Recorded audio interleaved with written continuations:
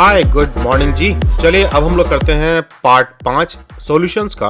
हम बात कर रहे हैं गेट 2024 जो कल एग्जाम हुआ है। बीटी और एक्सेल के कंबाइंड सॉल्यूशंस की बात कर रहे हैं। तारीख है आज 11 फरवरी 2024। क्वेश्चन है which one of the following is a insect cell line. Cell line बड़ी काम की चीज है। वायरसेस के रेप्लिकेशन को समझने के लिए, डिजीज के डेवलपमेंट को समझने के लिए, कैंसर को समझने के लिए और दवाइयां कैसा असर करती हैं इस बात को समझने के लिए, बेसिक रिसर्च के लिए भी बहुत तरह की सेल लाइन डेवलप की गई हैं। स्टार्टिंग होती है हेला के साथ में। हैंड्रिटा लेक्स नाम की लेडी को कैंसर था। डॉक्टर ने जब इसका टिश्यू निकाल के रखा मीडियम के ऊपर तो नेक्स्ट डे सरप्राइज्ड कि भाई ये टिश्यू खराब होने की बजाय ये डिवाइड कर रहा है। उन्होंने नोटिस किया कि इसका डिवीजन आराम से हम लोग मेंटेन कर सकते हैं। वहीं से उन्होंने उस सेल लाइन को मेंटेन करना शुरू किया और ये पहली सेल लाइन थी जो कि किसी भी तरीके से इस्तेमाल की गई और वो भी ह्यूमन की हेला।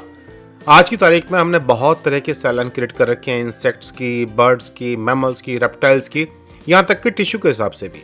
अब जैसे कि CHO की बात करें तो ये चाइनीज हेमिस्ट्री की सेल लाइन है। अब ऐसे ही बहुत सारी सेल लाइन हमारे पास अवेलेबल हैं आज की डेट में।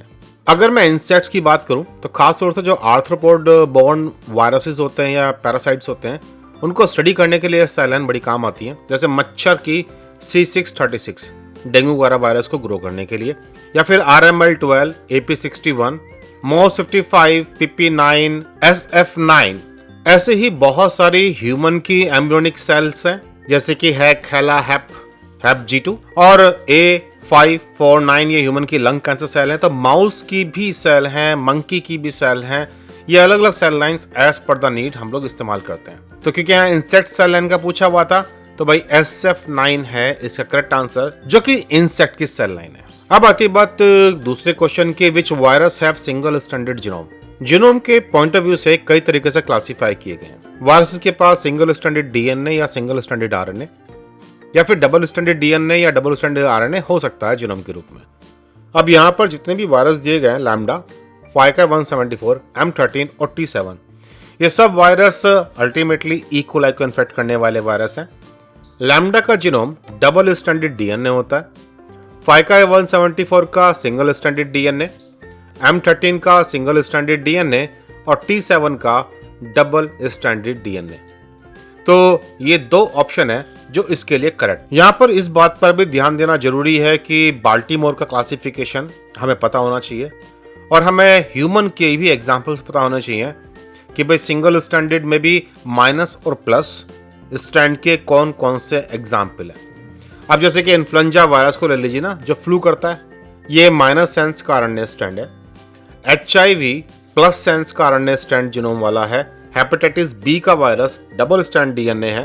पार्वो वायरस और हर्पीस के वायरस ये सिंगल स्टैंडर्ड DNA और डबल स्टैंड DNA, और ये सारे के सारे वायरसेस ह्यूमन को इन्फेक्ट करते हैं। जब हम जानकारी इकट्ठी करें तो हमें ह्यूमन का हिसाब भी हमेशा साथ में रखना चाहिए अगर वो अवेलेबल है तो। अब नेक्स्ट क्वेश्चन है भाई क्रैब साइकिल्स के ऊपर। Krebs cycle is which type of pathway. Catabolic है, एनाबॉलिक है, एम्फीबॉलिक है या फिर सिग्नल ट्रांसडक्शन पाथवे है।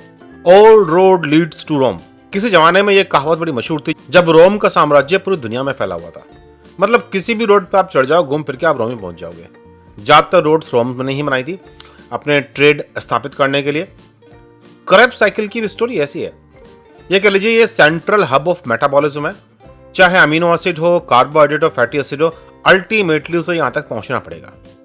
और फिर चाहे इनकी बनने की शुरुआत हो तो शुरुआत भी मुझे यहीं से देखने को मिलेगी।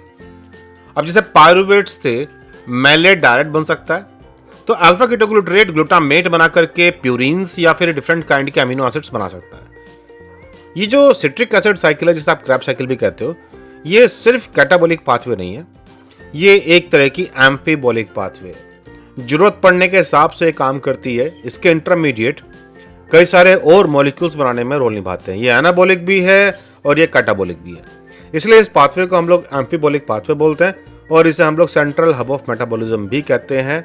ये कह लीजिए बिना क्रैब साइकिल के इस्तेमाल हुए किसी मॉलिक्यूल की सिंथेसिस नहीं होती और बिना क्रैब साइकिल के इस्तेमाल किए किसी मॉलिक्यूल का कंप्लीट डिग्रेडेशन नहीं होता। ये मोरलेस एक जर्नलाइज्ड एक स्टेटमेंट है जो बायोकेमिस्ट्री में काफी फिट बैठता है। एक इंपॉर्टेंट अनाउंसमेंट आप लोगों के लिए भी है, अपनी तैयारी को आप शुरू से शुरू कर सकते हैं स्क्रैच के साथ। मतलब अगर आपको कुछ भी नहीं आता तब भी आप अपने एग्जाम की तैयारी स्टार्ट कर सकते हैं आई फ्लाई के साथ। जून और दिसंबर CSIR नेट एग्जाम्स के लिए। क्लासेस ऑलरेडी स्टार्ट हो चुके हैं।